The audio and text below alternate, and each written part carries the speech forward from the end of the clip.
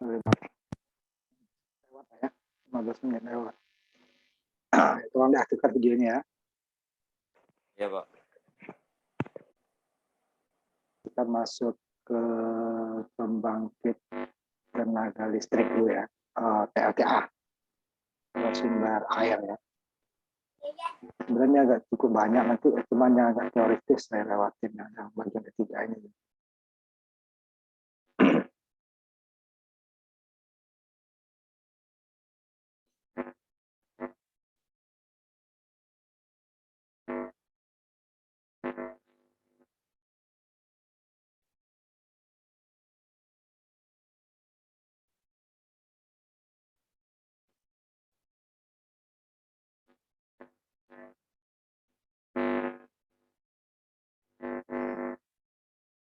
Pembangkit listrik tenaga air terakhir kita ya, atau hydroelectric power plant. Ini adalah satu-satunya pembangkit yang dibuat jenisnya menjadi dua ya, satu di energi terbarukan termasuk kelompok energi terbarukan, dan satu lagi ini PLTA ini menjadi pembangkit listrik energi konvensional namanya, yang skala besar. Tapi yang skala kecil nanti itu dia masuk ke energi terbarukan karena sumber airnya bisa terbarukan. Ini juga sumber airnya bisa terbarukan ya. Nanti sebagai hujan ada waktu ya bisa. Tapi karena PLTA skala besar itu dia merubah landscape lingkungan. Dan tadinya dia bisa berupa daerah pertanian atau daerah tempat tinggal yang pernah dijadikan waduk. Dia membutuhkan skala besar itu waduk yang besar ya. Karena harus menampung aliran dari sungai kemudian juga pada saat hujan. Nah, sedangkan hujan itu dari bulan ke bulan itu berbeda curah hujannya. Ada yang musim hujan ya, bulan ke tahun, ada yang musim kemarau. Sehingga pada kalau musim hujan tidak masalah sebenarnya. Udah terlalu besar ini ya, padatnya. Dia yang masuk sama keluarnya lebih sedikit yang masuk tidak masalah. Tapi pada saat musim kemarau itu pasokan air lebih sedikit daripada yang dikeluarkan. Sehingga diperlukan waduk yang besar. Maka kenapa PLTA skala besar itu dia menjadi pembangkit listrik konvensional namanya kan. Dia asal dari curah hujan di hulu atau nanti disebut daerah tangkapan air ya. Itu dia dengan dikumpulkan baru masuk ke sungai ya. Kemudian dia di dam atau dibikin waduk. Apa? Untuk mendapatkan beda ketinggian antara sumber air jatuh dengan turbinnya. Dan karena di PLTA ini adalah satu-satunya pembangkit ini ya, yang konvensional ya, pembangkit yang tidak memerlukan panas. Makanya terakhir kita ini kan, harusnya kalau pembangkitan lancar-lancarnya itu harusnya ini dulu ya, uap dulu, karena gas, karena gas mirip dengan uap, itu kita ke LTA. Nah, ini adalah energi konvensional tidak menggunakan panas sama sekali. Dia adalah menggunakan energi kinetik, yaitu energi beda potensial ya antara ketinggian. Debit dan ketinggian itu yang menjadi patokan utama. Dapatkan tenaga untuk memutar turbin. Dia langsung beda ketinggian menyebabkan nanti semakin tinggi itu waduk, semakin dengan jumlah air yang sama ya, semakin tinggi dia daya yang dihasilkan. Ini dia. Itu adalah berat spesifik air itu agak beda lah ya. Berat jenis air ya, hampir sama. Nah, kemudian Q-nya adalah laju aliran air meter kubik per detik. Apa dia per detik. Nah, ini yang paling berpengaruh head. Dengan jumlah air sama, makin tinggi headnya, makin tinggi dayanya. Kemudian ini efisiensi, karena tidak 100% dia akan energi potensial tadi akan menjadi energi.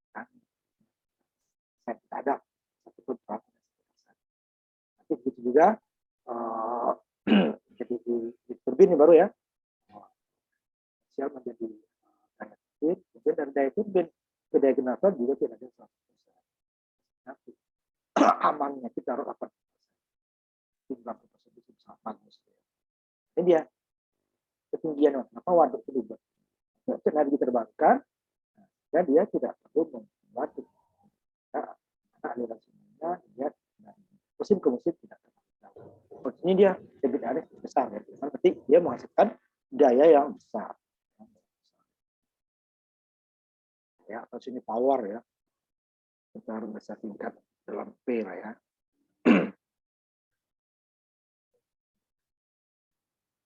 Huruf P. Nah, ya.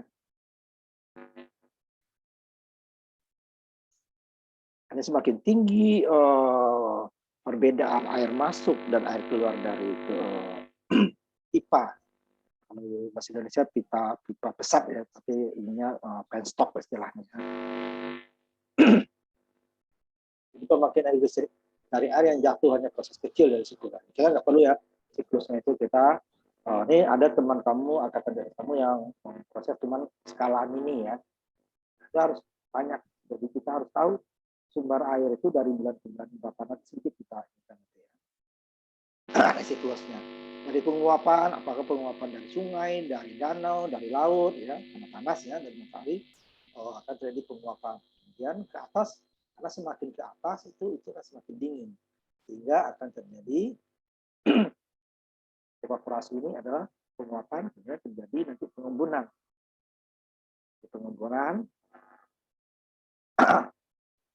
akan turun nanti dia di yang untuk di PRTA tentu yang bukan jatuh ke laut ya, yang jatuh di hulu ya, di bagian resapan. Itu masuk ke sungai atau jatuh di hutan nanti mau lewat air nanti ke sungai itu baru dikumpulkan.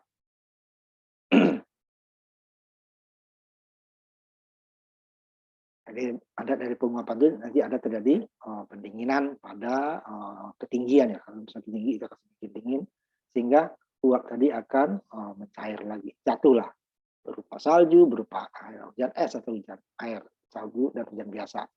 Kalau di katulistiwa ya, jarang lah yang salju itu ya. Jadi bukan tidak ada, pernah ada beberapa daerah ya.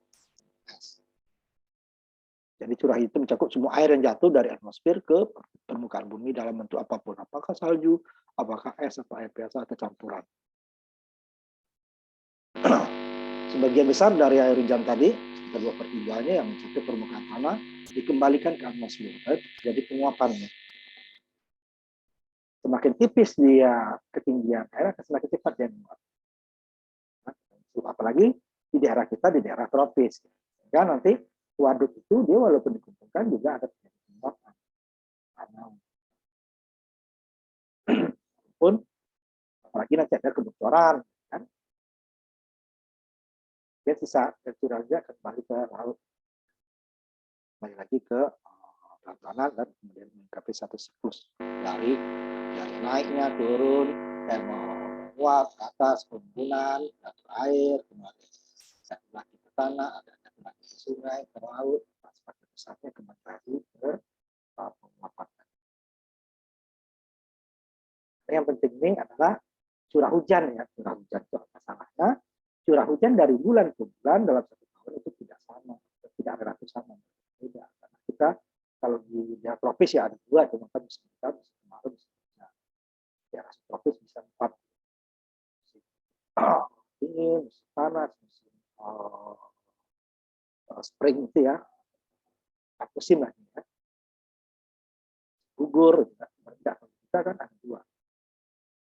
Lebih mudah lagi kita itu jumlah air.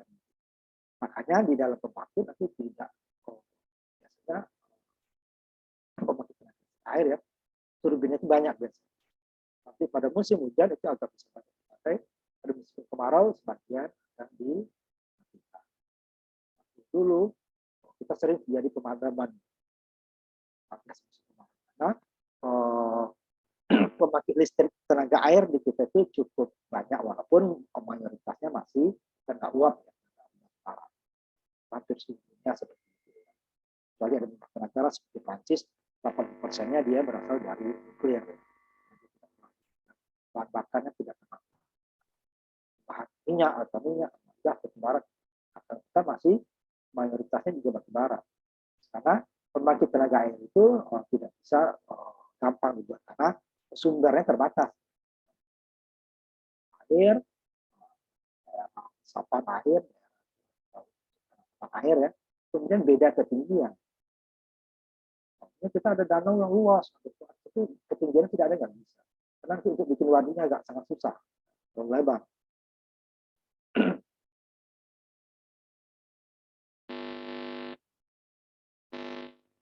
Jadi dari airnya ada beberapa penggunaannya ya.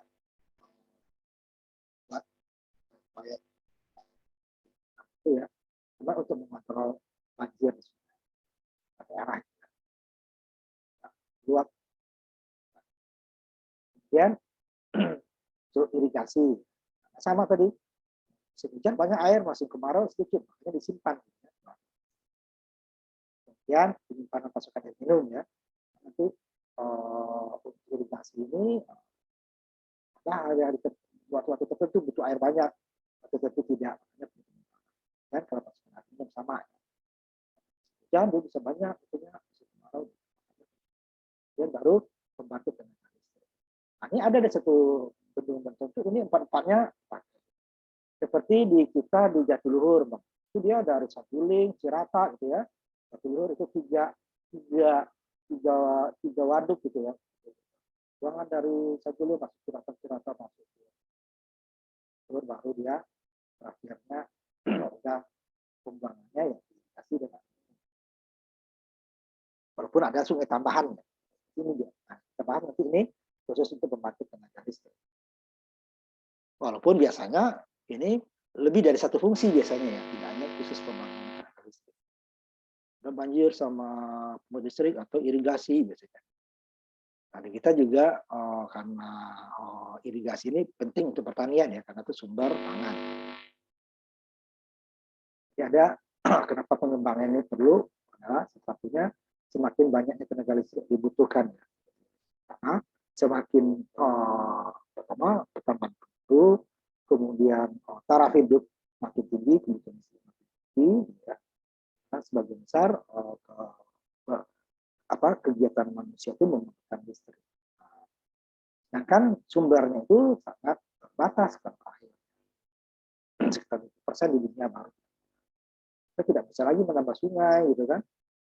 Banyak nanti ke energi terbarukan ya. Kita bahas sendiri terbarukan. Karena diterbarukan dia tidak kontinus. Kecuali beberapa hal. Seperti yang itu udah 3 ya. Kemudian panas bumi.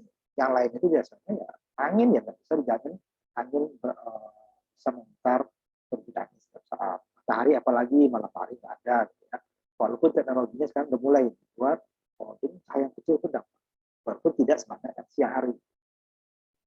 Kemudian yang namanya edukasi lama-lama akan kurang dan jika dipaksakan juga nanti akan rusak lingkungan. Sehingga sumber-sumber air nanti energi terbarukan. Dan sebuah tempat atau situs tenaga air biasanya dikembangkan untuk masuk masukannya besar biasanya ke listrik itu dan besar. Waktu di negara Eropa sebelum perang dunia banyak seperti itu. Air maka sumber fosil mereka terbatas. Saya beberapa negara, ada Inggris dengan minyaknya itu tidak buat 1920 ya. Rusia yang banyak gas, tapi tidak semua negara Eropa. Tapi mereka banyak sungai-sungai. Belanda itu malah kincir air, kincir angin ya sebelum listrik. Itu pembangkit PLTA itu biasanya interkoneksi dengan pembangkit lain karena sumbernya besar, di sekitar dia tidak habis ya, makanya disalurkan ke tempat lain. Yang cukup besar untuk pengembangannya ya, makanya perlu penelitian yang cukup lama mengenai potensinya ya, potensi air dan masalah keberlanjutannya dari bulan ke bulan, hari ke hari itu jangan terlalu deposit airnya terlalu tinggi perbedaannya. Terlalu tinggi nanti pada saat Musim kemarau itu turbin banyak yang mati. Musim hujan baru penuh gitu kan. Jadi berarti kalau banyak mati berarti harus dipasok dengan pasokan lain kan. Karena sumber itu biasanya kalau sudah umpamanya dipakai umpamanya sekian biasanya itu biasa dipakai nanti beda gitu ya. Hanya perlu kemudian terutama untuk pembangunan waduknya perlu biaya yang besar.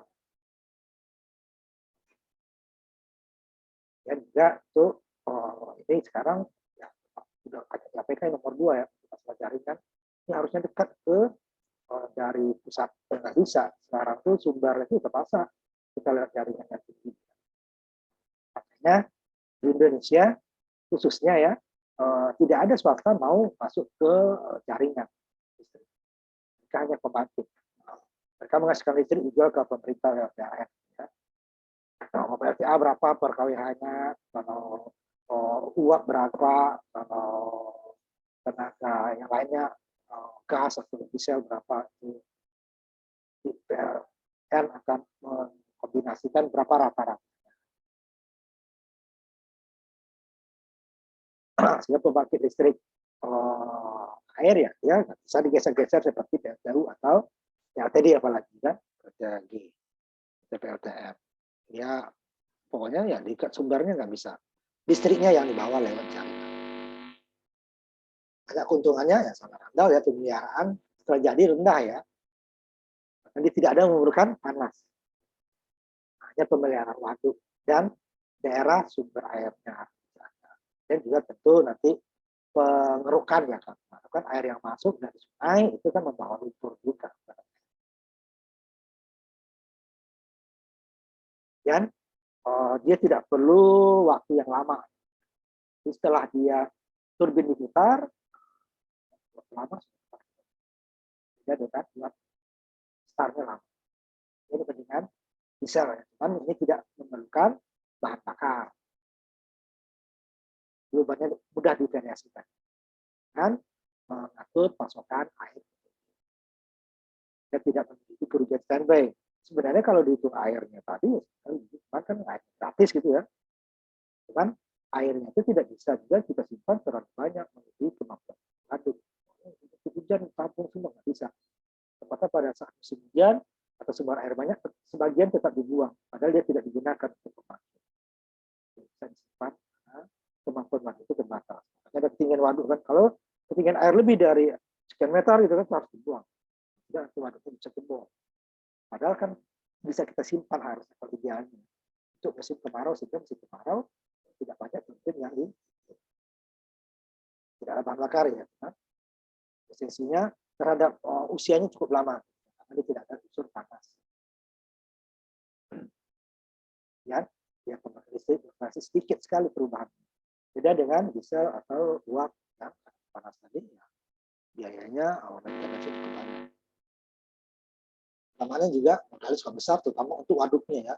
Dan kemudian juga biasanya karena dia berasa dekat jauh dari tempat juga perlu jaringan listrik yang panjang. Ya untuk memakan waktu lebih lama untuk dalam desain tadi potensi airnya diukur berapa nanti maksimalnya ya supaya jangan sampai kita kecil rugi nanti jika air besar hanya listriknya dapat kecil rugi terlalu besar nanti tidak bisa dikontinue pada musim kemarau makanya itu dihitung. Jadi, biasanya ada cadangan ya cadangan pembangkit itu atau itu kan dimanapun rencana cepat ada karena diberlakukan. Nah, nanti ada yang dimatikan, ada yang dimatikan karena emang sumber airnya berkurang terutama musim kemarau. Ini biaya karena jauh ya dari depan, karena transformasi transmisinya cukup besar. Karena tadi saya bilang Indonesia itu transmisi negara yang bangga. Nah, swasta diberi kesempatan dan mereka maunya hanya pembangkit. Kalau di luar seperti di Jepang, itu mereka semua ya dari pembangkit sampai jaringan ada swasta yang Indonesia tidak seperti itu. Ya itu tadi output dari PLTA tidak bisa konstan karena keanehan atau perubahan angin pada musim tertentu. Ekstrimnya banyak maksimal pada musim malah dibuang ya, jadi airnya juga Makanya di waduk itu ada pembuangan air, bukan lewat turbin, itu stok turbin. Mana? Itu air yang berlebih dari kemampuan yang waduk. Namanya keluarnya air dari semua turbin diaktifkan kan ya, kecuali cadangan, itu umpamanya satu detiknya 1000 meter kubik. Padahal yang masuk 2000, terpaksa dibuang 1000-nya kan. Padahal itu kan bebannya tidak bisa ditampung. Kalau kita tampung terus, ya, ingin air naik terus, nanti dia juga akan mengakibatkan rusaknya dari bendungan yang akan akibatnya biaya lagi dan bisa mengganggu pasokan. Aliran ya tadi ya tadi nggak usah terlalu kita ini kan, rumah tanah, penguapan macam-macam ada transmaswin. Ini aliran tadi jumlah curah hujan dikurangi jumlah penguapan idealnya. Padahal ada juga nanti yang resapan ya, ini kan idealnya. Karena curah hujan sekian, resapan sekian, itu aliran tidak. Karena sungai itu juga beda-beda tanahnya.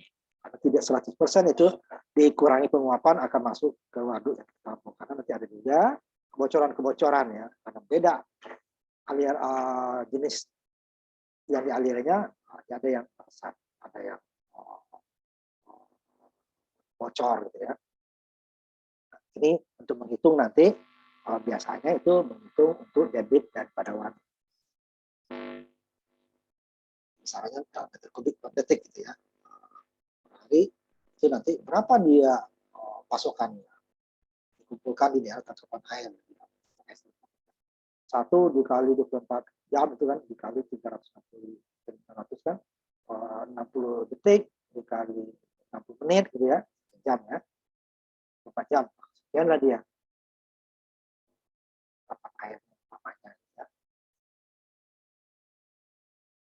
Nah, berapa nanti meter kubik per harinya yang dikeluarkan lewat ini, maka itu nanti dari bulan ke bulan, minggu ke minggu, karena tidak sama ya. Rata-ratanya sekian nanti. Kalau yang lebih ya dibuang, yang kurang itu yang susah. Karena nanti dari hasil pengeluaran dari turbin tadi bisa kita naikkan ke waduk, tapi energinya lebih besar daripada energi yang dihasilkan. Nanti sebentar saya lihatkan proses daripada PLTA ya. Nah, karena PLTA itu bekerja.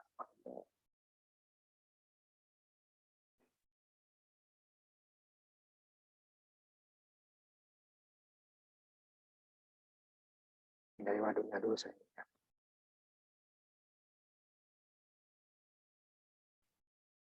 Ada beberapa ya contoh ini.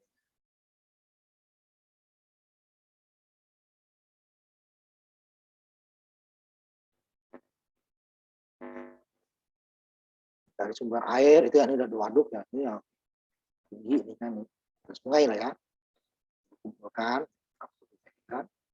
makanya bikin waduk damnya ya, kan makanya ada aliran pengeluaran nih karena ketidakmampuan dam untuk menahan kalau terlalu besar, beda ketinggian tadi. Ini yang masuk ke turbin nanti, bawahnya turbin. Makanya banyak kan, ada di sini. Nah itu kan sumber masuknya dan keluarnya kalau dinyalakan semua kan tetap sekian ya. Cuman masuknya belum tentu. Kalau lebih ya bisa dibuang, kalau kurang ya itu tidak bisa menyimpan terlalu banyak. Ya, terlalu banyak. Nah, saya dibuang. Nah, ini yang masuk ke makanya ininya awal ujung kalau di bahasa kitanya pipa pesat ya atau penstock istilahnya. Ini diambil tidak terlalu ke bawah dan tidak ke atas. Kalau ke atas cepat habisnya. Kalau ke bawah nanti ini lumpur-lumpur segala macamnya. Walaupun tidak ada saringan ya. Hanya ada ke atas. Tidak juga terlalu ke atas nanti air turun dikit ini nggak dapat. Nah, ada selisih. Jadi yang debit air ini dari sini ke atas. Ya. Kalau ke bawahnya ya kan nggak masuk ke sini. Debit air yang dihitung untuk berapa dalam setahun. Itu dia.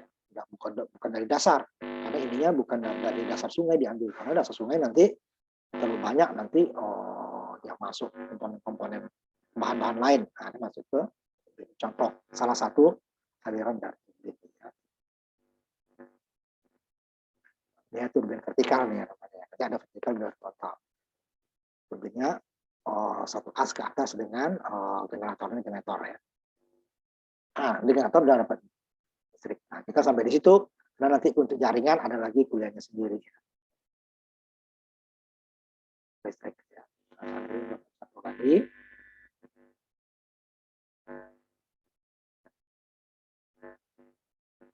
Proses sepertinya ini ya. Salah satu jenis listrik. Ya, ke beberapa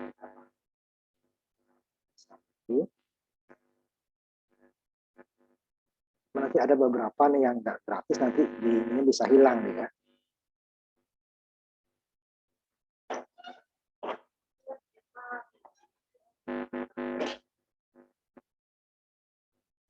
Tadi kan tidak terlalu ke atas, tidak ke bawah gitu ya. Ini pasti pakai saringan ya. Ini yang sama ya tadi vertikal. Pasnya sama. Nah, ini namanya off-nya buangannya.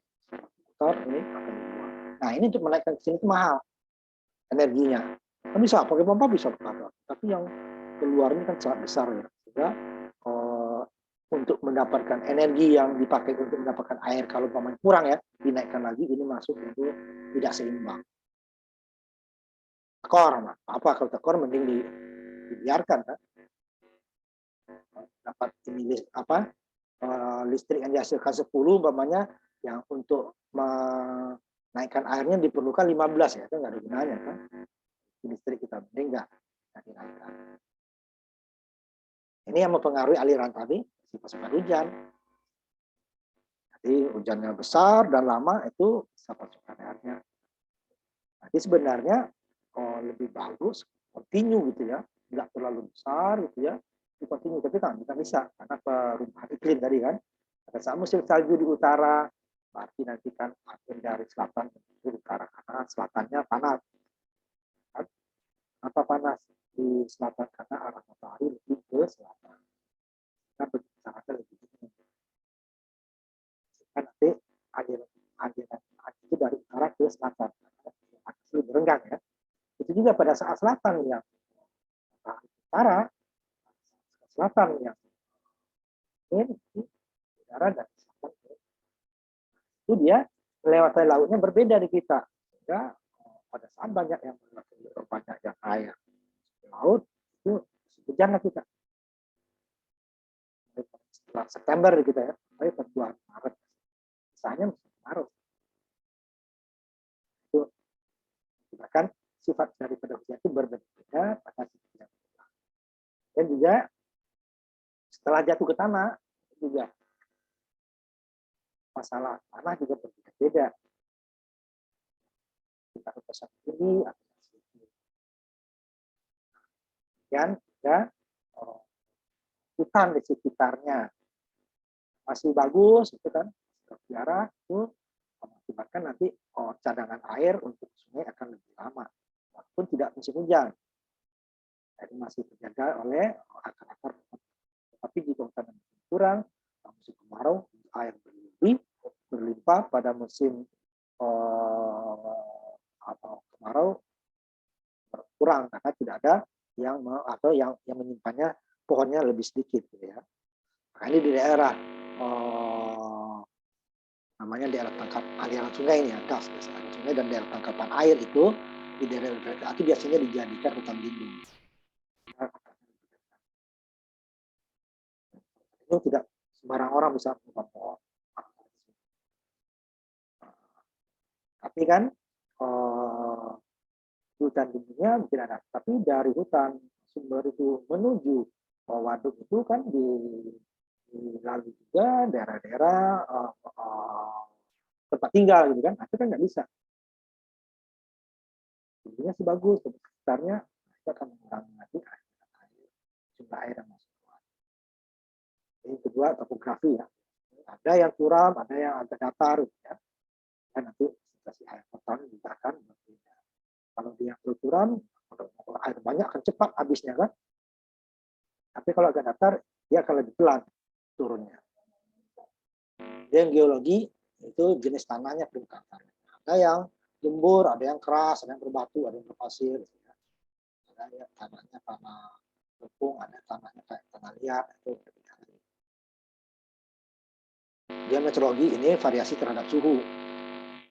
Itu kan juga menyebabkan tadi kecepatan angin tadi ya, mengakibatkan juga terjadi penguapan. Beda lagi, aliran dekat, suhunya rendah, kecepatan angin rendah dan kelembapan rendah. Yang akan menyebabkan penguapan dan juga nanti curah hujan ya. Karena tumbuhan. Tumbuhan juga akan menguapkan ya sebagian pada musim panas ya. Jadi rembesan juga pengurangan. Ya. Coba seperti hutan akan mengisi sebagian aliran curah hujan ya, dan bertindak sebagai penghalang bagi aliran. Ditahan dulu sebentar ya. Nah kalau tumbuhan-tumbuhan bukan tumbuhan itu, ya udah ini penyimpannya sedikit. Pada musim kemarau, nah, sedikit pasokan pada musim hujan, dia tidak banyak yang menyimpan. Hanya di hutan tandus itu banyak tumbuhan yang tebal tadi ya, banyak nyerap air. Kemudian ukuran dan bentuknya, itu kan teknologi lagi ya. Luas memberikan aliran lebih ya. Nah, seperti ya, kipas itu yang diinginkan, tapi tidak semua seperti itu ya, yang sempit. Dan pukul aliran. Nah, ini kalau untuk membangun ini ya, membangun PLTA ya. Kalau sudah terbangun ini sudah lewat. Jadi dari catatan hujan ya kan, catatan dilihat koefisiennya berapa daerah itu. Kalau dalam meteorologi itu kan secara umum baru ya. Itu kalau di pembangkit listrik tenaga angin itu di Sulawesi Selatan, saya pernah lihat orang di sana dari itu ngecek ya kecepatan angin. Itu sama dengan hampir sama dengan ngecek dari hari ke hari, minggu ke minggu, bulan ke bulan, dan tahun lebih biasanya dari setahun. Karena nanti dari tahun berbeda tahun itu kan juga nggak sama. Ya. Biasanya 5 tahunan kembali lagi seperti itu ya. Seperti itu. Kami perkirakan aliran air, jumlah debit air nanti bisa diperkirakan. Ini komersil itu kan kondisi alirannya sangat tinggi ya. Wow, boleh dikatakan tidak ada yang transparan. Di aspal beton ya. Beton limba ini baru ya kan kecil tapi lebih sebagai kesimpan. Ketepannya sama ya, keserap. Kalau di aspal atau di dari industri ya langsung kebuang ya, tidak ada yang menyerap. Ya, aliran tadi curah hujan kita lihat koefisiennya. Yang akan butuhkan ini untuk biasanya digunakan untuk pembangunan awal ya, pembangunan awal. Itu tidak bisa buru-buru. Walaupun ada cadangan, oh ini ada aliran sungai, nanti ada umpamanya danau, kita bisa dam gitu ya. Bisa. Ini rumus empiris untuk menentukan aliran sungai hanya berhubungan dengan situs tertentu. Nggak bisa dipakai rumus umum. Karena tadi ya masalah topologi, grafik segala macam tadi. Nah, itu dia kita membangun tempat listrik di daerah A itu tidak bisa serta-merta rumusnya itu dipakai untuk daerah B. Beda karakteristiknya. Topologi, topografi, tidak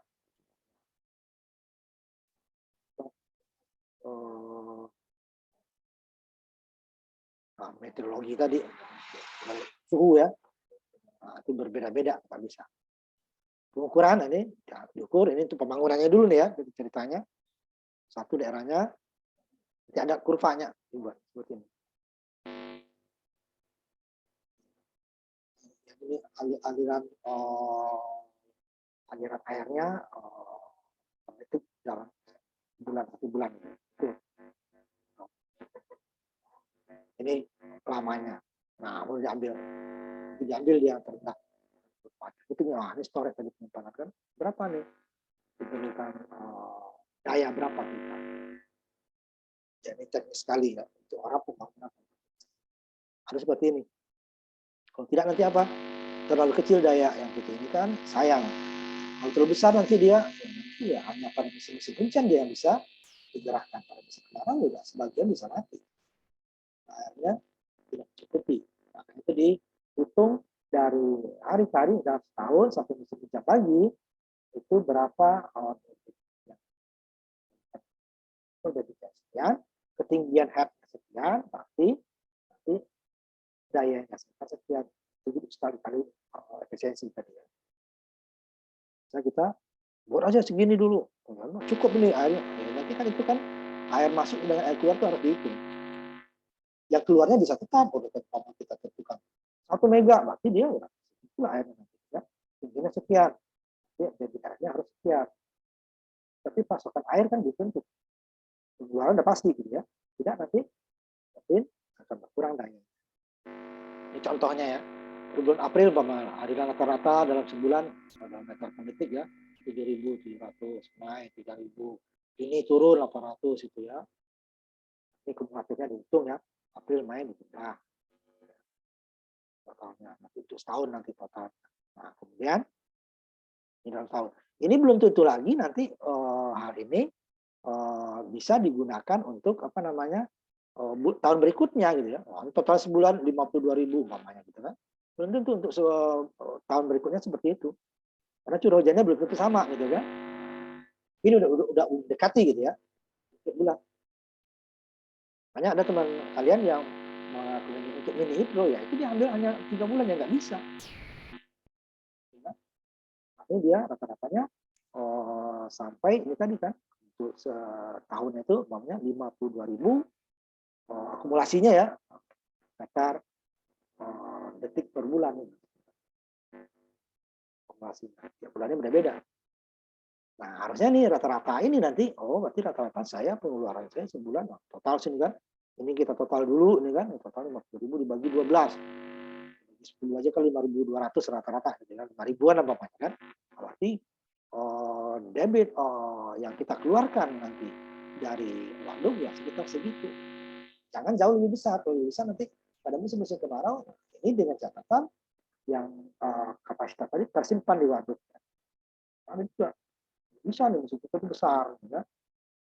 Di waduk tidak bisa menampung, bisa dibuang. Nah, nanti debitnya adalah debit yang tersimpan. Nah, bisa disimpan ke waduk.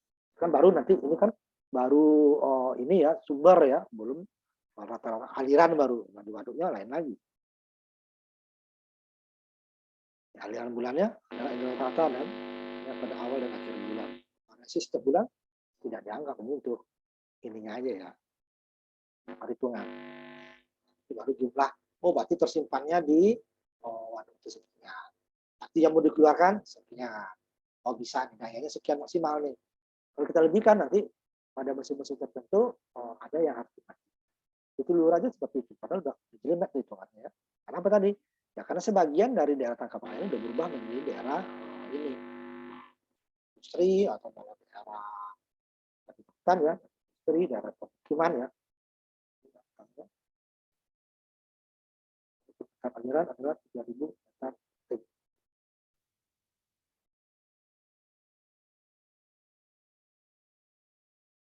Ini dari kapasitas waduk tadi lagi kan, kapasitas waduk itu berbeda juga ya.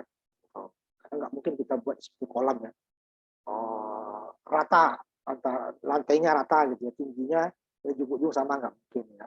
Jadi mengikuti kontur alam.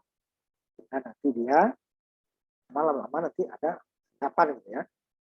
Sama jika waduk tersebut tanpa umpamanya digunakan sepertinya untuk ikan juga ya, kan kesepakatannya makan ya, tapi tidak semua akan sebagian akan menjadi kotoran ya. Yang tanpa itu saja nanti tetap ada dapat bahwa oleh kapasitas waduk antara kurva masa tadi dan garis permukaan.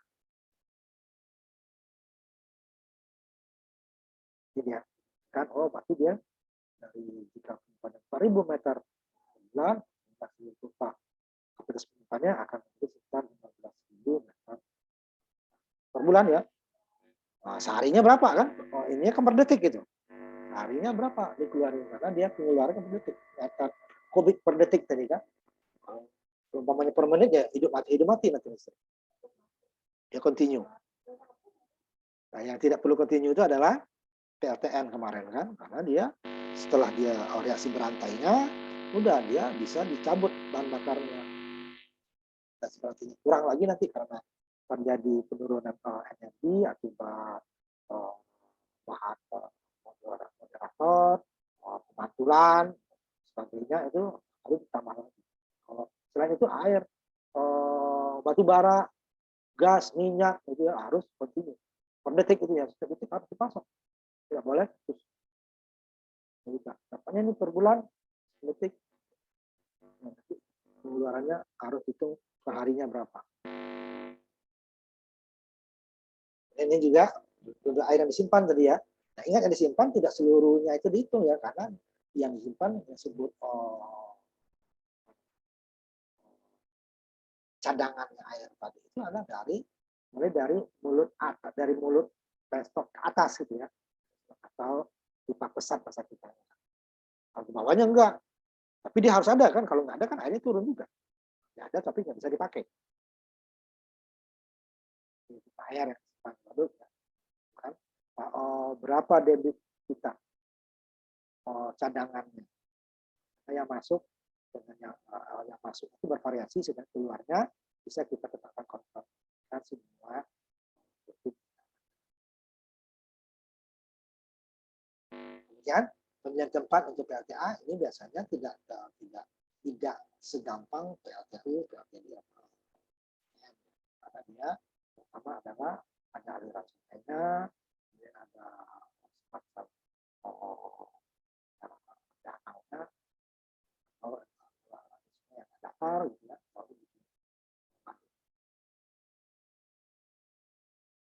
Yang itu adalah tidak ada penyimpanan seperti danau alam, itu dia lebih mudah. Tapi juga harus mempunyai beda ketinggian. Dan itu tidak bisa, walaupun nggak langsung dialiri dulu ya, disalurkan dulu. Biasanya tidak bisa langsung yang seperti kita tampilkan tadi, aduk langsung. Biasanya ada juga yang karena daerah agak datar, jadi beda ketinggiannya jauh, lalu dibuatkan dulu terowongan atau aliran. Yang penting sumber danau itu ada. Ini akan lebih mengirit biaya, tapi dia biasanya kalau jauh, aliran untuk membuat semacam tempat aliran itu yang kadang harus tembus gunung. Nah, kalau tidak tembus gunung dia terlalu berliku-liku dan ketinggiannya. Itu kita ada contoh nanti ya. Kemudian karakteristiknya penting lagi adalah daerah resepannya besar. Ini adalah supaya apa? Terjaganya kelangsungan pasokan air walaupun pada musim kemarau ya. Kemudian di daerah tersebut curah hujannya cukup tinggi, terutama di daerah tangkapan airnya. Nah, harus diaduk di danaunya, di daerah sumber aliran. Nah, itu yang danaunya turun hujan nggak apa-apa, tapi di daerah sumber aliran sungainya gas, jadi di daerah tangkapan airnya itu yang diperhatikan. Dan kemudian resapan besar, dan dia banyak tersimpan di dalam tanah pada musim kemarau kita air.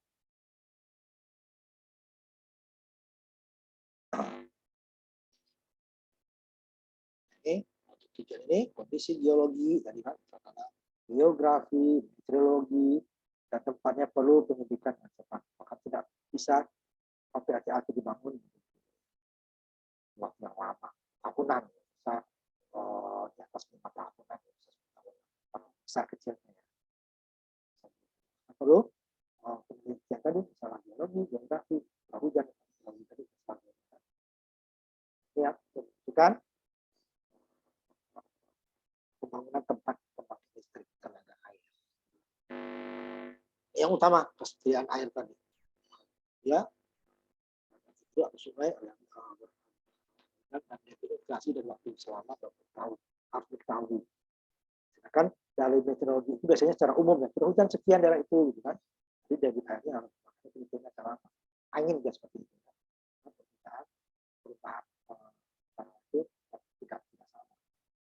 Waktu yang tahun kan yang rutin di kita ketahui itu adalah hanya meteorologi. Curah hujan tahu ada.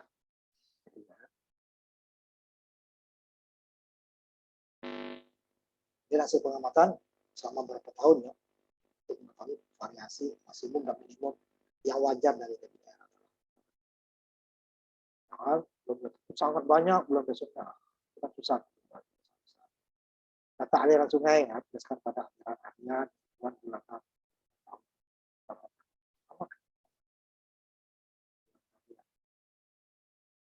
Bulan-bulanan.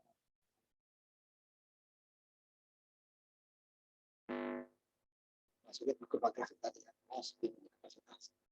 Acuannya gitu ya. Jadi berikan output tepat atau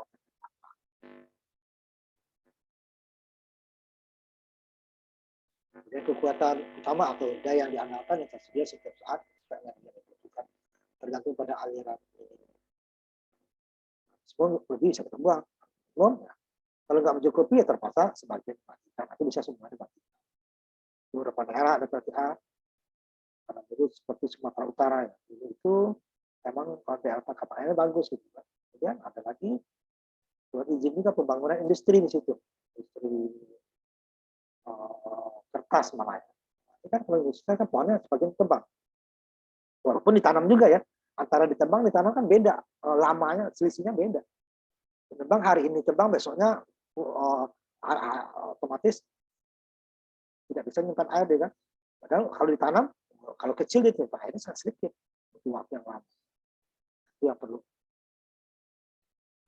Minimumnya itu kita.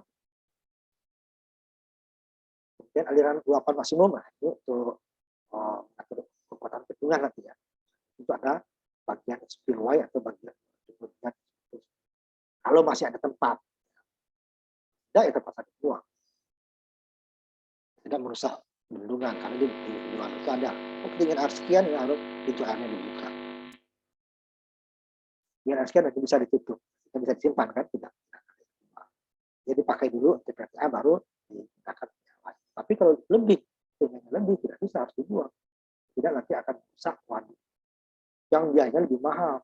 Kemudian listrik juga tidak bisa beroperasi kalau tidak rusak. Jadi tempat penyimpanan air tadi, output dari pembangkit listrik tidak seragam karena variasi curah. Ini diambil nanti yang minimumnya berapa itu ya, itu di atasnya nanti ya itu nanti sebagian terakhir. Supaya pada saat musim-musim lebat airnya listriknya lebih banyak. Untuk membutuhkan daya output yang seragam itu agak susah ya. Kalau dia seragamnya kecil itu bisa.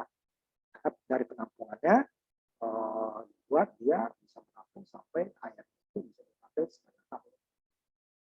Tapi kalau dia makin besar itu lebih susah. Kenapa tadi? Batas dari kemampuan penampungan.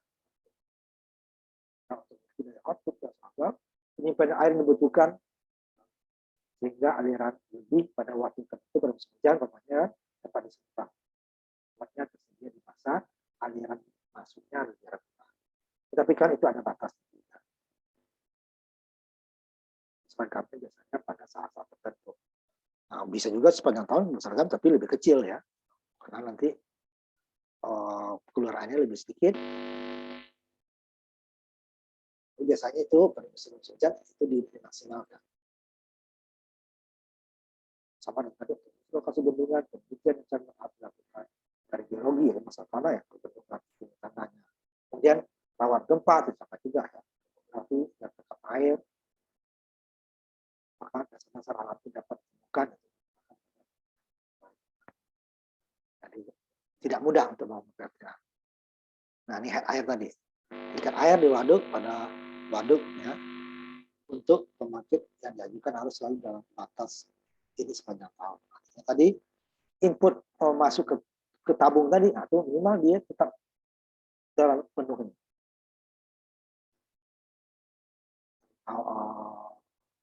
Itu masuknya kayak stok tadi ya.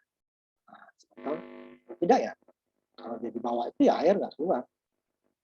Makanya nanti di PLTA dibilang, oh udah ketinggian sekian nih, sedangkan yang masuknya aliran sekian, sebagian yang harus ditutup. Makanya nanti tidak semuanya mati berbarengan. Walaupun masih tidak semua jalan, tapi dia ada. Jarak dari pusat beban ini agak susah, karena emang pasti sebagian besar PLTA itu emang jaraknya jauh daripada pemukiman atau tempat dipakai.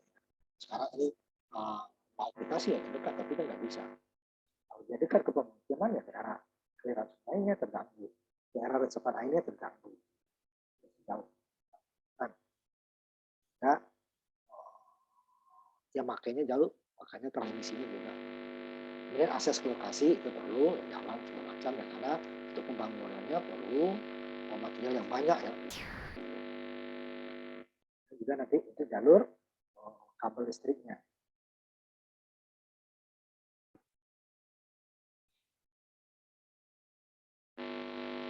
Ini beberapa fitur dari PLTA terutama daerah tangkapan air das. Itu adalah daerah curah hujan nanti jatuh di situ ya, yang bisa kesimpan. Tangkapan air itu harusnya biasanya banyak pohon. Tidak, hanya musim hujan dia yang banyak air, musim kemarau dia tidak ada. Aliran sungai dan air das, daerah aliran sungai. Itu harus daerah-daerah yang banyak pohon yang tebal tadi ya, pohon seperti pohon palawija tidak. Dia ada waduk, ya, dia punya beda ketinggian dan lingkungan ya. Kalau di datar itu nggak bisa, susah, terlalu mahal. Ya. Yang dam itu dan rumah pipa atau asupan dan stok tadi, jangan masuk air, bisa. Harusnya tidak paling bawah, tidak paling atas ya, tapi dia setengah ke bawah, setengah ke bawah ya. Rumah daya di tempat generator yang turbin. Bagian belakang dan bagian atau terres air keluar ya, supaya dia berputar terus turbin. Kalau kita tahan airnya ya turbin putarannya akan lebih pelan. Lihat dari atas nih ya, dari gambar dilihat dari atas. Ini dia tangkapan air ini. Itu cuma sungai-sungai kecil itu beberapa gabungan kan, cabang-cabang sungai. Masuk dia ke daerah apa tadi waduk tadi atau daerah apa namanya danau gitu ya. Yang beda ketinggian baru dibikin dam. Baru ini aliran untuk mengatur keluar masuk air ke penstock atau pipa pesat masa kita. Kemudian sebelum masuk dia ke turbin juga ada pengaturan. Atas pengaturan ini adalah salah satunya untuk menghilangkan udara ya. Kalau dia banyak udara masuk nanti terjadi namanya ketukan palu nanti istilahnya bisa merusak penstock. Nah, di sini tentu untuk mengatur kecepatan nggak langsung 100% ya. Pelan dulu baru dia sampai 100%. Baru ini turbinnya nanti dengan generator apakah dia vertikal atau horizontal. Baru ini terres daerah dari turbin pembuangan air ya. Nah, ini harus keluar mengalir, kalau tidak tenang sini sama juga dengan uap ya, ketahan ya putarannya. Ya harus ada. Ini kan berputar sih. Nah, kalau banyak sini perputarannya akan dilawan sama air yang ada kan, akan dibuang. Nah, pembuangan inilah yang digunakan untuk sisanya ini untuk keperluan minum, ya. Nah, tenaganya sudah digunakan. Nah, kalau dinaikin ke atas kalau kurang ini biayanya mahal, lebih mahal. Belum ada itu sampai sekarang.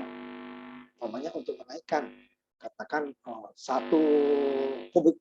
meter kubik air ke atas ini berapa listriknya gitu kan dibutuhkan. Kemudian dari 1 kubik itu berapa listrik yang dihasilkan itu masih tekor. Makanya orang nggak mau menaikkan. Walaupun ada beberapa tempat ya sangat jarang ya. Ini di tempat air tadi. Bendungan, mengalir sungai, aliran mana bendungan cocok, kemudian daerahnya daerah banyak tumbuhan. Waduk tempat penampungan air tadi ya, cekungan tadi ya. Supaya nanti bikin damnya lebih mudah. Kalau datar susah. Bendungan tadi ini untuk menaikkan head daripada ketinggian ya daripada pipa penstock. Nah, nanti kapan semakin tinggi dia itu semakin macam-macam sama batu.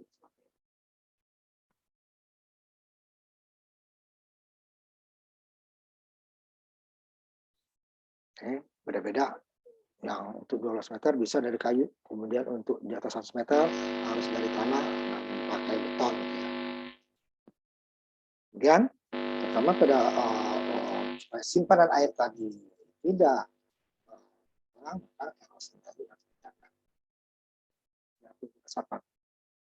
itu memerlukan cadangan ya, karena kecuali kita udah tahu air masuknya terus sama, nah itu nggak masalah. Tapi susah itu dapat. Mungkin menjadi sama setiap yang beberapa tanah yang alami dengan alami kesehatan. Karena cok relatif mudah terjadi resapan. Dan ini lebih murah ya orang tanah ya. Kemudian jika dilindungi dari erosi jenis permanen. Kemudian ini rembasan tadi Untuk spillway cocok karena spillway kan untuk cadangan tadi ya. Misalkan lebih mudah, biaya lebih murah. Dari batu juga bendungan gravitasi padat, bendungan dinding penopang, dan bendungan lengkung berkelok. Beberapa contoh aja beberapa jenis ya. Ini tadi yang dibangun damnya ya tanah tengah-tengahnya ini baru apa namanya beton ya, supaya tidak ada terjadi kebocoran. Ini tadi dia tinggi air tadi, ini air ke bawah ya, ini tinggi air tadi. Ini yang air pembuangan, ada bedanya kan? Ini yang disebut headnya. Ya. Di mana di penstock di sini ya, situlah headnya. Kalau dulu ada ketinggian ini yang menyebabkan daya lebih besar daripada debit ya. Kalau debit nanti kan susah masuknya. Tapi kalau ketinggian masih bisa masuk. Tapi kan dari situ sipil juga ada batas ketinggian kan. Makin tinggi nih, ini makin lebar sini. Tidak dia mulai tebal. Kita masuk ke intake. Nah, intake tadi ya adalah head dari kerjanya. Head itu yang menentukan daya paling besar pengaruhnya. Saat dia menciptakan kesamuran, terowongan atau saluran air. Kemudian ada semacam saringan ya untuk lagi dan benda lain masuk ke dalam penstock tadi. Karena tidak merusak karena tidak. Dan juga ada katup pengontrol air. Maka bagian atas dia untuk mengontrol supaya jangan mengurangi udara di dalam air. Kalau campur udara karena berat jenis yang berbeda, itu akan menjadi tutukan nanti. Mesin diesel ya atau bensin. Tutukan yang bisa merusak. Tadi penghalang tadi, saringan ya, kayu, ranting sebagainya.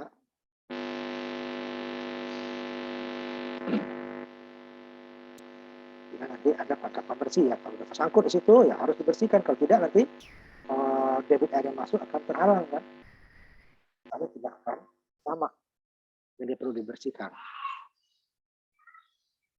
Ini macam-macam, ada radial ya, airnya ya, ada yang berodak itu menggeser-geser ya, supaya nanti di bawahnya nanti itu di bawah ini nanti ada akan alat ukur nanti sebentar atas itu.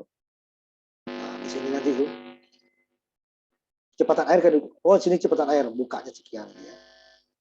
Sehingga dibersihkan. Kalau dia terhalang oleh macam-macam ini kan bentuk air yang masuk berkurang, sehingga ini nggak penuh. Udara yang banyak masuk jadi semacam ketukan palu gitu bisa merusak penstock ya. Ya perlunya membersih tadi. Gerbangnya kita atur air ya. Kemudian gerbang untuk head juga ya. Menentukan kita berapa daya, karena PLTA itu bisa dayanya bervariasi. Oh, satu turbin berapa? Itu sampai batas maksimal ya. Bukan full nih, headnya tutupannya udah maksimal, nggak bisa lagi di atas itu. Tapi umpamanya pada saat siang hari ini berkurang pasokan permintaan, bisa ditutup sedikit, berapa persen ya. Sehingga tidak mubazir gitu. Masuk permintaan 1000 dia ya. Kalau kita pasok 1.500 ya banyak. Nah, air diperbuang. Selagi dia airnya masih bisa ditampung. Kemudian juga akan lebih mengirit kerja daripada turbin, generator. Daya yang kecil akan lebih membuat dia lebih awet gitu ya. Kemudian ini untuk mencegah vakum juga. Untuk mencegah ventilasi tadi, untuk mencegah terlalu banyak udara yang masuk ke dalam aliran air di penstock. Ini disebut penstock ya. Ini dia turun pakai roda gigi tadi ya. Itu turun atau naik. Filter untuk menyaring supaya kotoran-kotoran kayu segala macam nggak masuk. Nah, ini sih ini mulainya di sini. Walaupun aliran airnya di sini tingginya bawahnya, aliran sampai di sini ya. Di sini yang itu. Cadangan. Jadi air masuk ke dalam penstock atau terowongan ya, bisa lewat kanal kalau dia umpamanya ini kan langsung nih ya. damnya. Tapi ada juga ketinggian ini rata di sini. Ketinggian yang agak berbeda jauh. Nah, bikin saluran dulu, baru penstoknya di sini. Nah, ini kebetulan ini pakai dam untuk meninggikan air kan, baru penstok bisa. Ada juga yang jauh susah ya, tergantung topologi tanahnya tadi kan, geografinya. Nah, maka dia ada terusan dulu saluran, baru dia masuk ke penstok. Ini ada terowongan terdiri dua jenis, tekanan dan tekanan. Tekanan memungkinkan turun yang akan digunakan untuk bungkus listrik ya. Biasanya tidak persediaan pajak, beton, kita kebocoran dan kemudian gesekan. Beton dan pajak itu kan tekanan kecil ya. Dia ada tekanan seperti saluran ya, sama kayak sungai gitu aja ya. Jadi terbuka. Dalam tekanan dia tertutup. Nah itu yang nggak boleh tercampur udara. Nah ini dia, lalu air tadi atau kamar istilahnya. Nah, kematian mendadak dari tekanan itu akibatnya penutupan air itu. Itu dia terjadi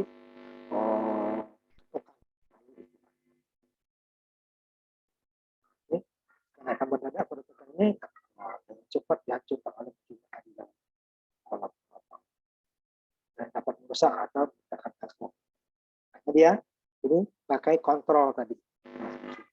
Nah, di ujungnya juga dikontrol pembukaannya. Setelah ini dipenuhi dulu ya, air belum keluar di ujungnya sini, belum keluar ke turbin. Nah, dia pelan-pelan dikeluarkan supaya nanti tidak terjadi keadaan yang mendadak tadi. Tekan dia rumah daya ini ada tempat turbin dan generator atau alternator.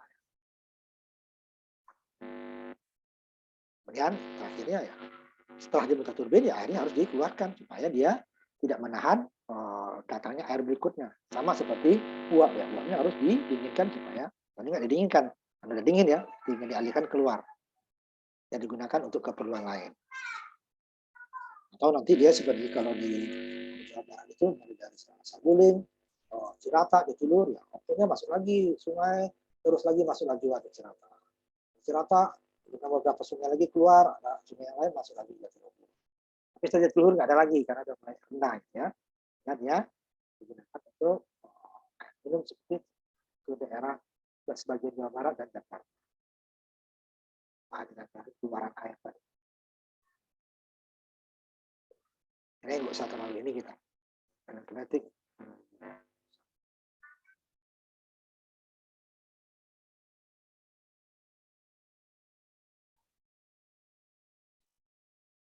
Ini daya efektifnya dari turbin. Jenis air tadi, masa air tadi ya. Ini debit airnya, ini headnya tadi. Ketinggiannya, ketinggian.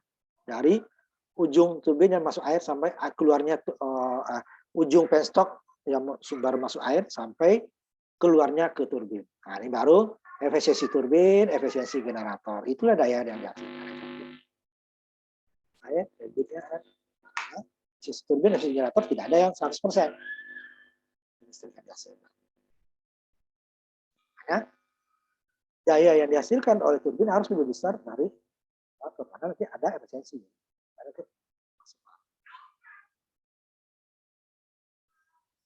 Itu menghitung debit tadi ya. Jadi 1 kusek atau 1,3 mil persegi lebih dari 1 kilo ya, feet itu per tahun. Jadi 1 kaki air feet istilahnya di area seluas 1,2 mil persegi akan memberikan pelepasan dari 1 kusek sepanjang tahun untuk konsumsi aliran 1%. Baru ideal lagi kan. Tidak ada aliran 1%, ada yang hilang, ada yang nguap, ada yang meresap. Jenis pembangkit tenaga air, ya, jenisnya ya. Ada beberapa ketinggiannya nanti waduknya ya. Pembangkit dengan tempat penyimpanan ya. Nanti dia waduk. Jadi ada dengan head tinggi, head rendah, head menengah. Biasanya kalau rendah ke bawah itu nanti dia mini hidro sama itu aja. Dan alirannya ini biasanya bukan PLTA besar ya, PLTA kecil. Tanpa bendungan ini. Sudah di aliran sungai. Kemudian ini yang saling jarang pembangkit dengan penyimpanan di pompa. Jadi tadi kalau airnya kurang dipompa lagi ke atas itu akan dayanya sangat besar. Yang tempat penyimpanan tadi pakai waduk ya. Di atas 1 meter, di atas 100 meter itu disebut air tinggi. Ada juga yang itunya di atas itu ya, 30 sampai 100 meter dianggap yang sedang gitu ya. Nah, itu agak bervariasi ini. Meter ada yang sampai 100 meter itu masih sedang. Di bawah 30 meter itu dia air besar. Nah, biasanya digunakan untuk mikrohidro atau mini hidro. Yang PLTA biasanya menggunakan head sedang sama. Nah, tinggi berarti dia PLTA besar ya. Nah, tinggi diambil dari waduk ya, dari terowongan distribusikan ke penstop sampai ke turbin. Nah, contohnya yang melewati terowongannya. Nah, di sini kan ininya lebih tinggi gitu kan. Itu gimana membuat ininya? Sumber air di sini nih. Ini kan datar, malah menghalangi ya. Tapi ada jauh di ujungnya ini ada ketinggian. Nah, ini yang akan tembus. Sekarang itu tembus karena teknologi sekarang lebih mudah ya. Nah, dulu dibuat melingkar mengikuti katakan di gunung ya, mengikuti gunung. Itu sumber airnya ada masuk, ada sungai masuknya, ada cadangan. Sumber sini di gunung. Sekarang udah tembus ke gunung. Nah, ini sumber air di sini. Ini yang di luar. Ada juga nanti yang masuk ke sini dia, masuk ke tanah di dalam. Ini yang terbuka ya. Power house-nya yang di luar. Nanti ada power house yang di dalam. Yang isinya adalah turbin dengan generator. Sama 7 kontrol ya nanti untuk sebelum ke jaringan. Nah, di sini dia ada katup pengamat pembuka juga di sini juga. Nah, ini nih surget tangari ini gunanya untuk memastikan supaya tidak ada aliran udara yang masuk ke sini. Walaupun masuk sangat kecil gitu ya. Ya buang. Penuhi dulu nih, nggak aliran udara. Kalau langsung sini bisa gelombang-gelombang udara, Mas. Ini yang mengakibatkan kerusakan daripada ekspor. Nah, di sini ada pembuangan. Nah, ini katup pengaman dulu. Ada 2 di atas, sama di bawah. Ini kalau ada, kalau buatan yang untuk menenangkan dulu airnya gitu ya. Ada yang langsung. Sama ada tadi saringan segala macam ya.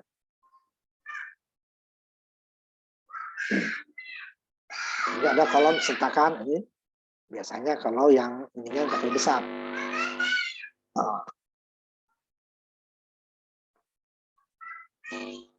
Ini yang head rendah. Biasanya untuk mini hidro atau ada juga damnya.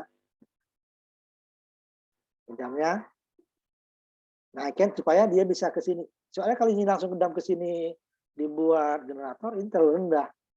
Nah, dialirin airnya untuk menaikkan aliran ke sini. Nah, ini ada head yang agak tinggi, lumayan daripada sini ya. Kalau ini terlalu tinggi ini susah, ini kayak agak datar gitu ya. Nah, terlalu tinggi, makanya di dam bikin air, ini airnya, ini baru headnya. Ya, damnya bukan langsung ke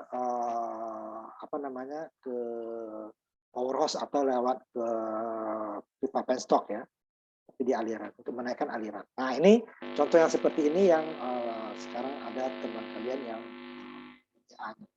di Sumatera Utara. Sungainya di dam dulu gitu ya. Tapi bukan damnya langsung di sini. Kalau yang contoh kita juga tadi kan di dam ininya ke sini ya, aliran airnya penstock. Enggak. Karena ininya rendah.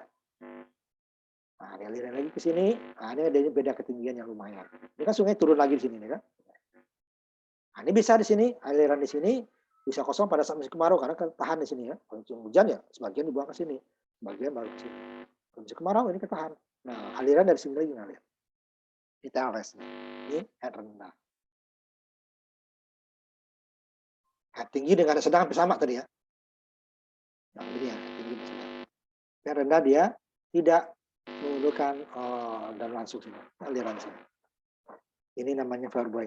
Dibuat dulu supaya airnya agak tenang. Ya. Kalau air langsung mengalir sini, ini tadi yang menyebabkan gelombang-gelombang udara di dalam penstock. Nah, ini tenangin dulu airnya. Kolam penenang namanya biasanya. Sama ini juga untuk supaya kotor-kotorannya kalau pasir turun dulu gitu kan. Kemudian juga nanti gelembung-gelembung air tidak banyak, baru masuk ke penstop. Air rendah gitu ya.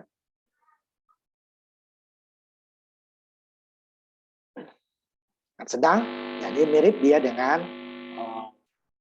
tadi sebentar. Seperti lumayan. Tadi kan karena air rendah digeser. Itu juga pakai formula atau kolom batan. Enggak agak mirip dengan yang pertama kan. Kanalnya, formulanya baru ini penstop. Ini sungai aslinya tadi.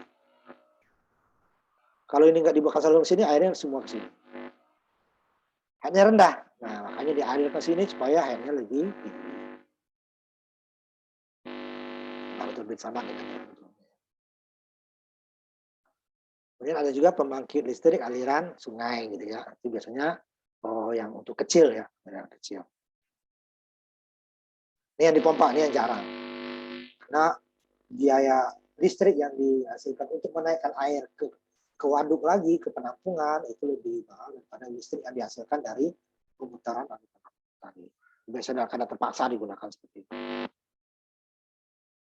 Tapi lah energi lebih besar.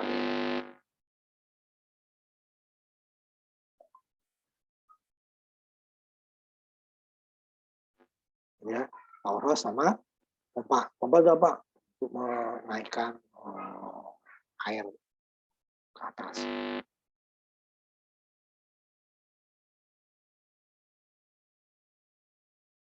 Sama seperti tadi, efisiensi tidak pernah 100%. Karena tadi di dalam bentuk daya ada B-nya, jenis airnya, berat jenis air, debit air, Q, H, head, sama efisiensi turbin, efisiensi.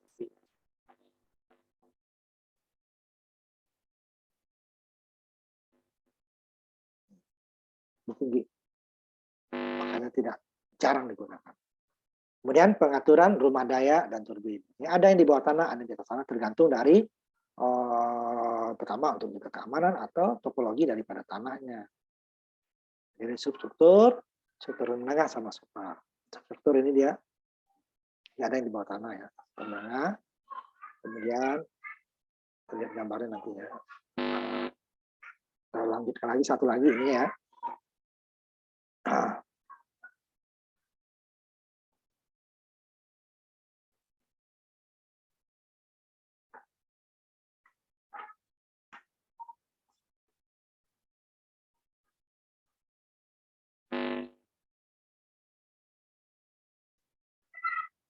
Ini dia yang vertikal tadi, yang contoh yang video tadi ini dia.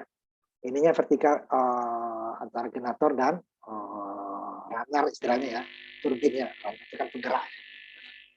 Stop atasnya yang vertikal. Untungannya dia tempatnya lebih sederhana, lebih kecil ya ke atas. Tapi kerugiannya jika umpamanya turbin yang rusak, generator harus dibongkar. Nah kalau di sini tidak, cuman kerugiannya lebih rendah karena dia tidak pakai transfer energi kan. Ini transfer energi dari vertikal ke horizontal ya. Nah, ini kan ruginya di sini ada. Tapi dia tidak saling mengganggu antara jika rusak. Kalau ini banjir, ikut banjir generator. Kebanjiran sih generator sih kebanjiran. Tapi tidak, di jauh ya. Cuman keuntungannya ini banjiran lebih aman. Kemudian kerugiannya ya energi agak sebagian akan hilang. Efisiensinya ya di sini. Ini kan satu sumbu. Ini generator dengan turbin efisiensi jauh lebih tinggi. Tapi ini lebih aman dari kalau ada banjir, kerugian air nanti. Makanya dia sistem vertikal ini yang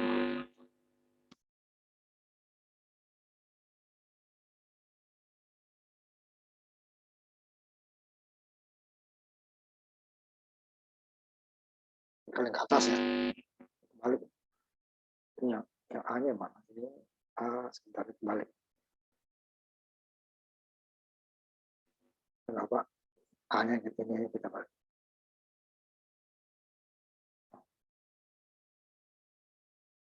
Yang ini itu adalah ini vertikal dulu.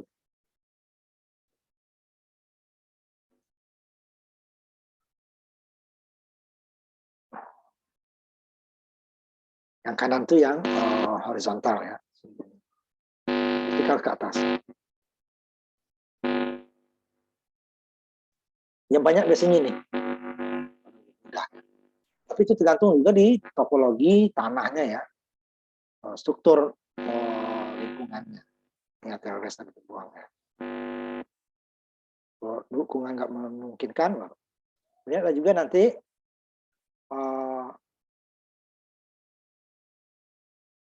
house power-nya atau rumah dayanya itu yang ini yang tertutup ya, terbuka tadi ya sama ya, salurannya. Kalau yang terbuka dia ya, saluran seperti tadi yang kayak sungai.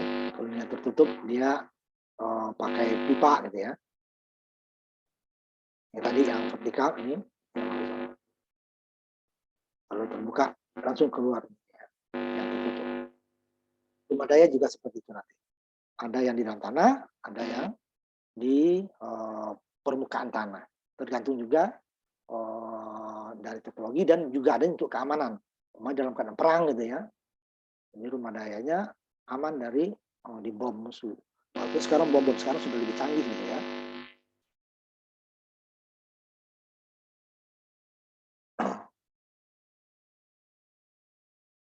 Yang vertikal tadi sama ya, tutur ke atas. Nah, rumah daya bawah tanah. Ini juga tergantung juga ya. Batu-batu semua ya susah kan tinggali. Dia juga untuk pembuangan air di penstoknya tadi. Itu Swiss 1857 dibuat awal. Karena di sana kan juga masalah longsor gitu ya, masalah salju ya. Lebih aman di bawah tanah. Contohnya nanti ada. Ya. Aman. Nah, pada saat perang dunia kedua juga banyak dibangun. Nah, sekarang lebih untuk keamanan pemain terhadap longsor dan keadaan kalau di daerah subtropis salju.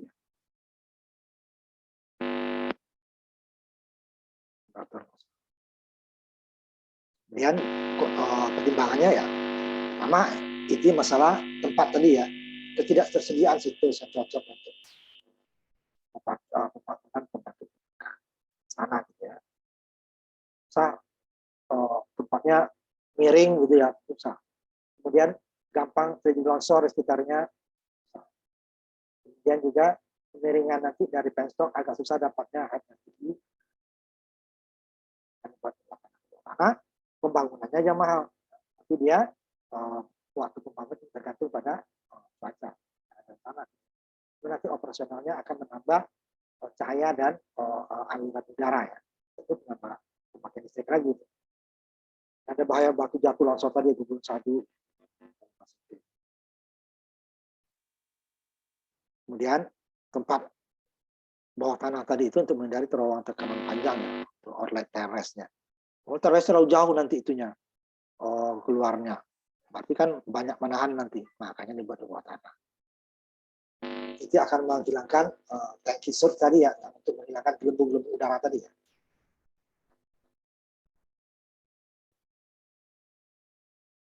Ini tadi topografi kasar ya, kesulitan dalam menentukan lereng yang pendek dan curam.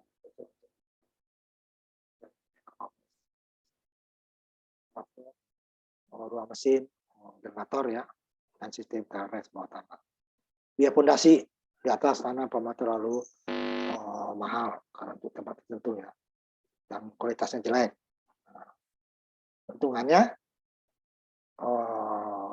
bisa jalurnya bisa kita perpendek. Kalau tidak, tapi kita mengelilingi ya, namanya kalang oleh gunung atau bukit, kita pasang mengelilingi. Tapi kalau dalam kita langsung ditembus, ya. Dan biayanya teknologinya lebih mahal ya. Tapi nanti keamanannya lebih bagus, dan tekniknya lebih bagus. Kemudian itu topografi, geologi dan sebagainya itu lebih bisa dikurangi ya untuk rumah-rumah bawah tanah. Tapi pembangunan lebih mahal ya. Itu waktunya bisa lebih cepat karena tidak terganggu oleh rumahnya, terutama di daerah subtropis ya, musim salju, musim hujan itu tak bisa kerja karena dalam tanah. Awal-awalnya saja ya, setelah masuk dalam tanah ada. Kemudian untuk penstoknya bisa diganti dengan galian tersebut, nggak perlu pakai mengurangi besi ya. Dia mengurangi panjang saluran, bisa dia di pintas cari jalur yang lebih pendek. itu bisa tembus.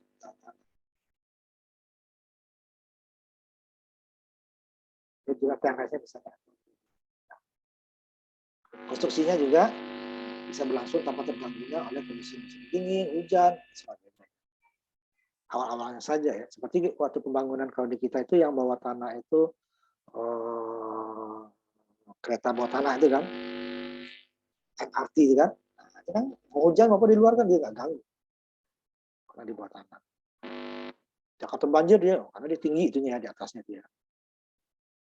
Kemudian masalah lingkungan tadi, keindahan. Nah, dibangun itu di atas, karena kita itu akan mengganggu. Padahal itu daerah pariwisata yang tidak boleh besar. Nah, karena ini daerah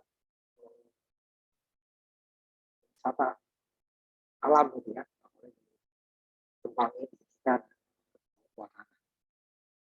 Karena bagi permukaannya tidak mengganggu bagi bawah. Kemudian ini akan mengurangi kesulitan konstruksi ya, daya lebih rendah, tapi teknologinya lebih tinggi ya, perlu bor-bor yang besar. Nah, biayanya akan berkurang karena adanya teknik modern untuk pembuatan terowongan ya, dengan pembuatan asal tadi. Saluran sudah lebih pendek, biaya penyaraan juga lebih ini ya, karena tidak ada yang rusak. Kecuali nanti bawahnya longsor ya, lain lagi. Pas dia longsor, namanya buat tanah itunya kan bisa aja ambles gitu ya. Tuturnya jauh lebih lama daripada tahun.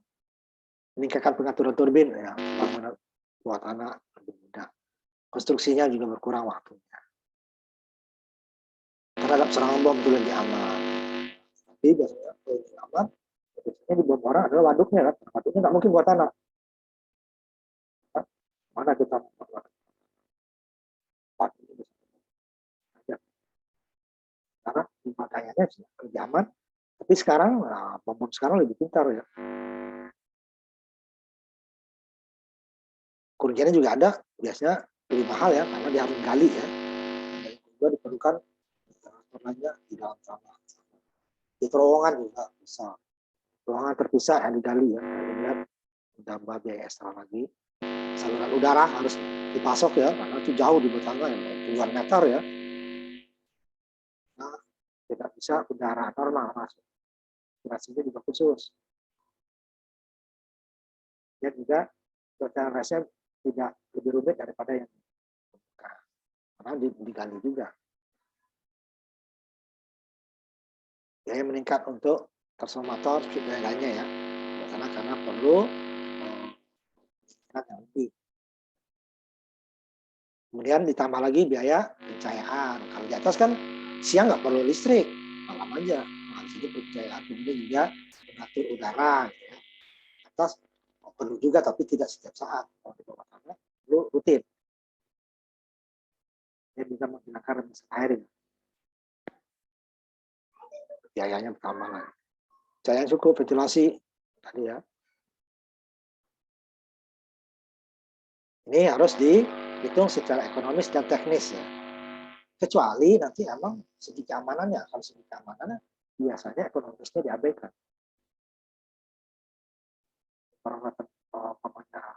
Perang itu dia bagi dia lebih penting kualitas dulu baru harga. Kalau untuk ekonomi murni berarti ini dia mana yang lebih efektif nanti dia keamanan serta biaya. Tapi kalau dari segi keamanan itu otomatis yang lain-lainnya akan mengalah. Ini ada 5 jenis. Pertama tingkat toilet terowongan bebas ya tanpa teknik gelombang hilir. Kemudian ini ya ada sampai 1,5 kilo nanti ya caranya. Nih contohnya. Susah kalau ini kan ininya aduh. Dibangun di sini rendah headnya. Nah, headnya rendah. Dibawa ke sini ngelilingin sungai. Nah, susah gitu kan. Ini juga curah makanya terowongan dibuat sini. Terowongan ini terowongan airnya, ini terowongan akses masuk. Nah, ini dia tidak perlu lagi penstock, udah alami ya. Asal ininya juga strukturnya keras ya. Kalau banyak Tanah lempung juga tetap pakai di dam. Nah, ini sumber air dam. Ke sini karena enggak mau tinggi ke sini jauh. Nah, dia lebih keras. Tapi biaya pembangunannya lebih mahal karena dia harus menggali gitu terowongan. Ini pengaturan pembangkit hilir atau jenis alpin ya nih. Jauh lagi tadi. Ini udah halang, udah dendam di sini. Ini gunung, banyak gunung. Nah, kalau mau dibawa ke sini kan bisa, ujung sini ya. Tapi kan ini akan sangat jauh, memutarin gunung. Ini kan kita 2 dimensi ya, kalau 3 dimensi kan lebih susah lagi ininya. Nah, baru tembus saja. Nah, ini ada beberapa daerah Indonesia seperti ini. Dulunya nggak kepikir dulu tuh, ini nggak bisa nih, danau ini dijadikan PLTA. Karena ini datar. Ini nggak ada gunung seperti ini, ada gunungnya jauh ya sini ya. Tapi sini masih datar, nggak ada air. Kita dengan teknologi sekarang bisa tembus ke sini. Gunung itu bisa tembus, bisa. Jadi dia yang tadinya tidak dilirik untuk membangkit listrik, sumber airnya banyak gitu ya. Cuman daerahnya flat atau datar. Jauh sini ada gunung lagi, ternyata bisa dari sini tembus. Tapi dia ininya nggak buat tanah ya, tembus ke sini. Nah, ini topologi tanahnya masih bisa. Nah, ini kan tadi kan langsung dia saluran dulu ya, baru ini seperti tadi kita hilangkan air, baru ini penstop atau pengaman. Jadi ini tergantung dari topologi tanahnya juga. Kan?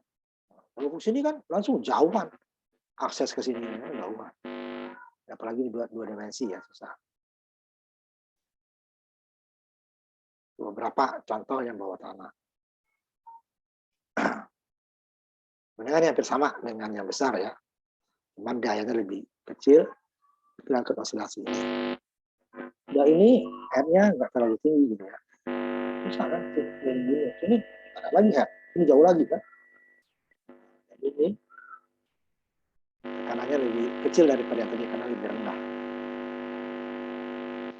Itu dari topologi dari tanah. Nah, ini untuk saluran buangnya cukup jauh dia TLRS-nya. Tadi banding 2 tadi kan agak dekat TLRS-nya karena sini udah gali TLRS. Ya kan? Sebelumnya juga. Itu tergantung dari topologi tadi lagi. TLRS. Nah, ini dia karena di dalam tanahnya masih jauh lagi TLRS-nya. Pokoknya ke arah sana apa di bawah. Lebih tinggi, nah, makanya tadi yang lebih rendah. Saluran TLRS, ini saluran masuk. Ya. Ini penstoknya nih, headnya segini. Kan sedang berarti karena sedang ya. Baru nih buangan. Kembali surga kayak yang gini ya. Buang aliran air supaya ke sini itu lebih lancar air.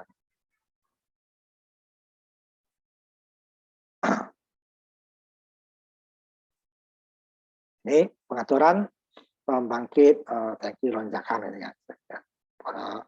Poros vertikal kecuraman 10:1 gitu ya. Terlalu curam nih.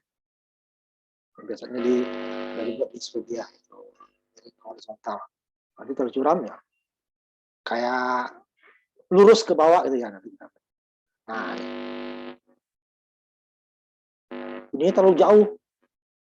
Ininya ya. Aliran ini kan. Ini di dam nih, di dam. Ini kan flat, kecil ya. Kalau sini headnya segini kan. Nah, dibuat vertikal. Ada rem pensoknya langsung ke bawah. Nah, ini termasuk yang jarang ini ya, yang vertikal seperti ini. Ini juga topologi. Ini juga TLRS jauh ya, TLRS jauh.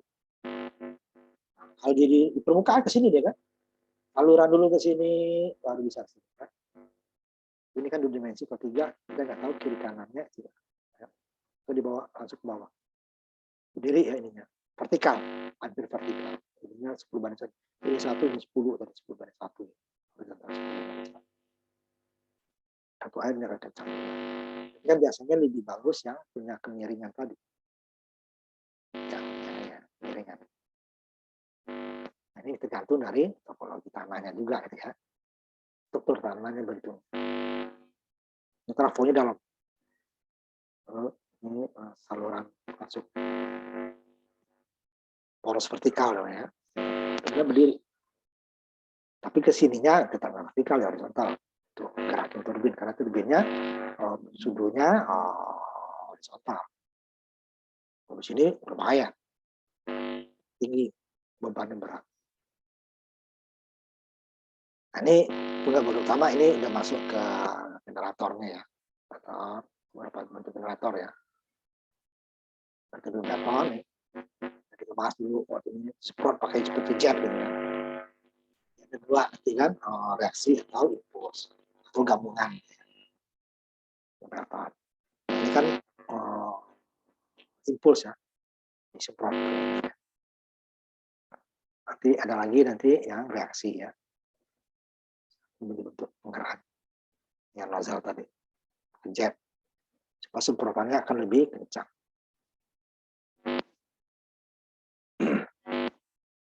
Nah, kalau air dia nggak terlalu seperti itu ya, nanti langsung air ya, turbinnya seperti kita tadi. Jadi kita lihatin lagi ini simulasinya, videonya ya. Turbin Prancis ya secara umum ya, secara umum beberapa bentuknya.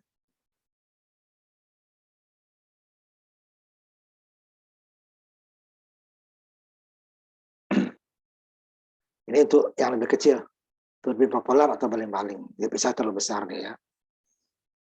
Kayak kipas angin di rumah kan gitu.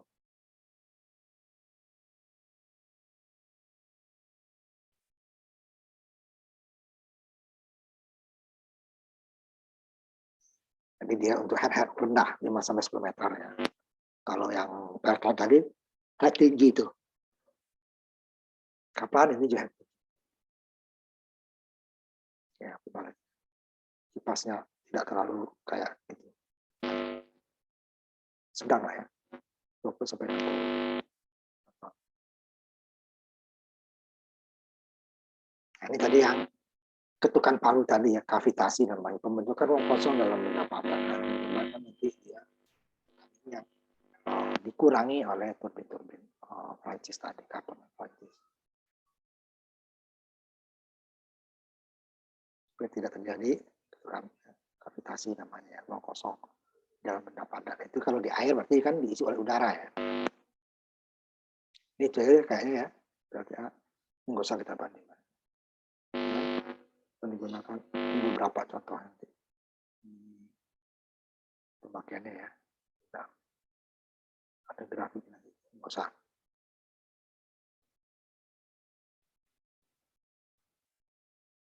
Beberapa pemakaian dengan head tertentu ya. Headnya sampai 200 meter, karton nozzle 1. Itu tempat masuknya, itu hanya 1. 200 sampai 2000 meter. Tinggi kan? Sama juga impuls ya. Ini juga impuls ini. Nabrak airnya, nabrak bilah turbin. Kemudian Prancis untuk yang menengah sampai 300 meter ya. Yang propeller tadi yang rendah. 2 meter sampai 30 meter. Nah, ini dia yang untuk apa namanya mikro hidro juga.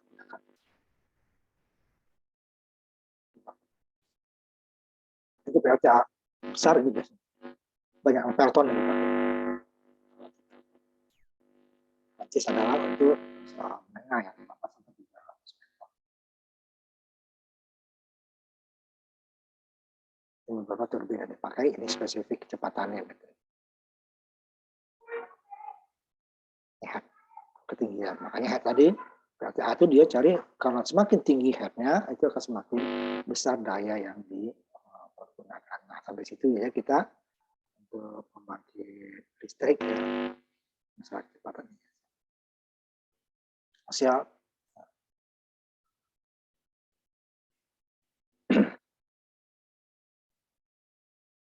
Nah, itu kita pembangkit listrik tenaga air ya, yang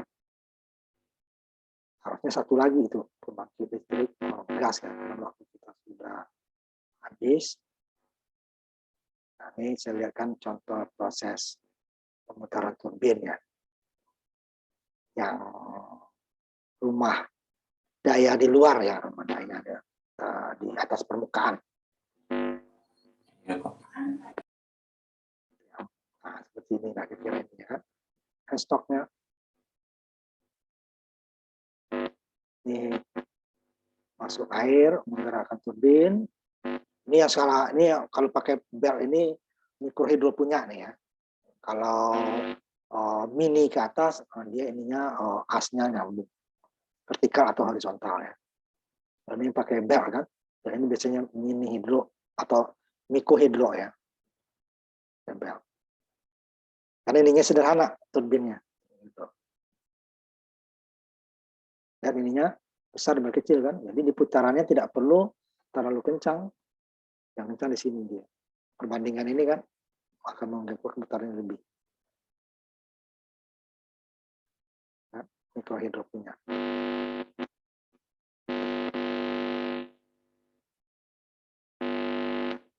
Nah itulah materi, walaupun kurang satu kita ya sebenarnya. Gas, karena gas mirip dengan uap ya, cuman dua bakarnya berbeda. Jangan langsung bakar gas, tidak. Bakar air untuk panaskan air.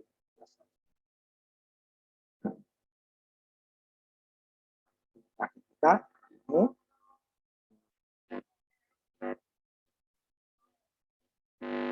sampai dulu dari bagiannya.